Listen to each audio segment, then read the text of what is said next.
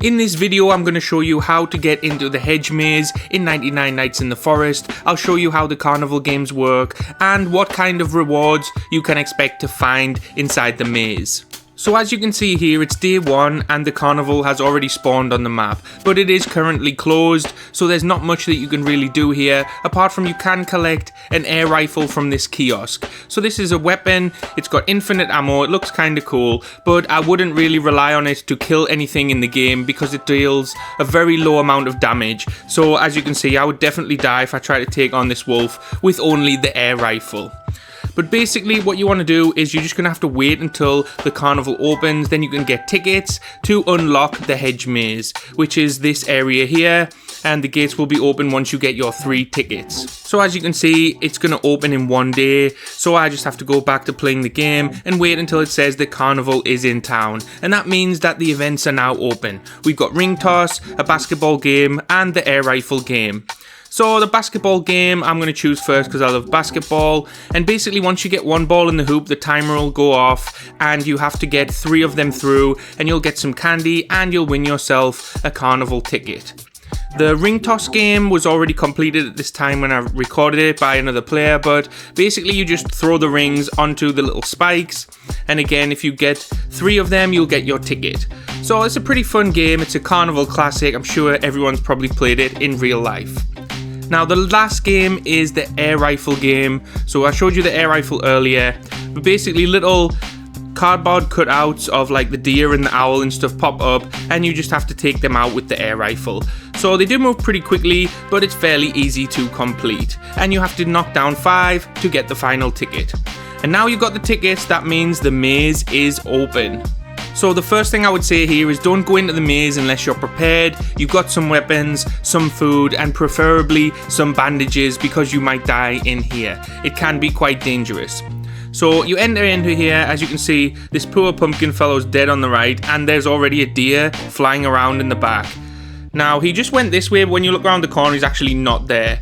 The entities don't spawn in here apart from the deer, I think, but you will find wolves and an alpha wolf. So I read somewhere the best way to do this is to stick to the right side of the wall and just always take the right hand path. So that's what I'm going to do in this video, and as you can see that's a dead end, but it did lead me to a chest with some candy and a potion. So when I hit the dead end I'm going to go back and then just take the right. So I'll continue around following the right hand wall. You can find in here some lampposts and some arrows. Now you can follow the arrows, that makes sense, but sometimes they can be misleading and send you the wrong way. Here in the middle of the maze there is an alpha wolf that you need to take out, and there's some normal wolves dotted around the place, so you must be careful. As you can see here, Jenny and Lena are trying to follow the arrow, but I'm not going to break from my game plan, I'm following the right hand wall. To be honest, you can follow the arrows, it might be quicker, but if we did that then we would miss out on some of these things. So there's a costume machine here where you can change your costume, and there's also another chest around the corner here. So I think when you follow it right, that just means that you're not going to miss out on any of the rewards. So we get some candy and another potion. Now again it's a dead end, so I'm going to go back around the right hand side of the wall, and we will actually end up following the arrow.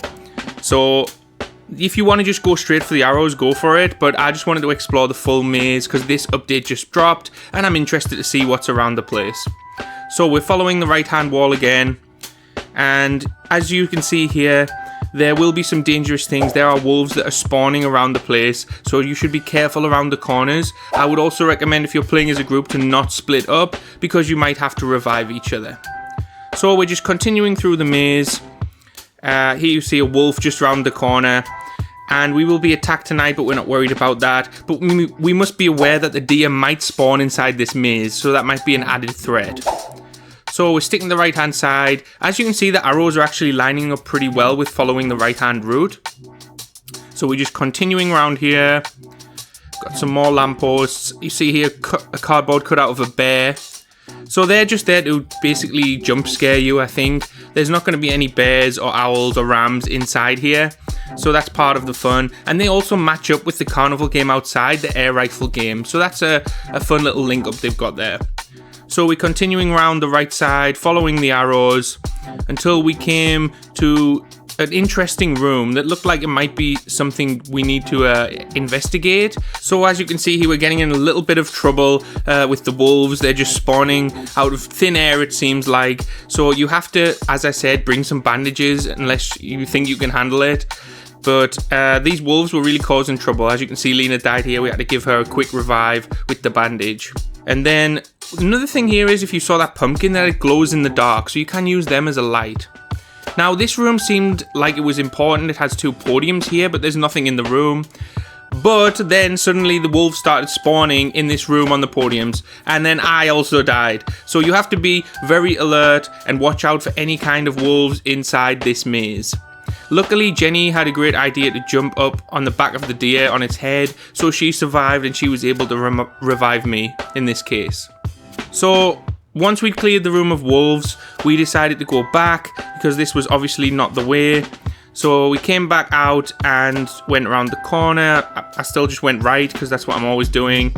And over here you will see there is actually 2 lampposts together. So normally you just see one on the left or right, but this one has 2. And this is the room with the chest that has the OP items that you have been looking for. So here's the chest, we open that up and I got the vampire cloak. So that's pretty cool. And just behind that is the exit maze. So this item is pretty nice. It doesn't really become that effective until nighttime. But basically when you wear this at night, this red bar on the left fills up. And when it gets completely full, it will heal you. So here's some wolves giving me some damage over here. I'm losing a bit of health. And as you see, when this red bar gets to the full amount, then it actually heals me. So that's a pretty good item. If this video was helpful, hit the like button and sub for more update guides.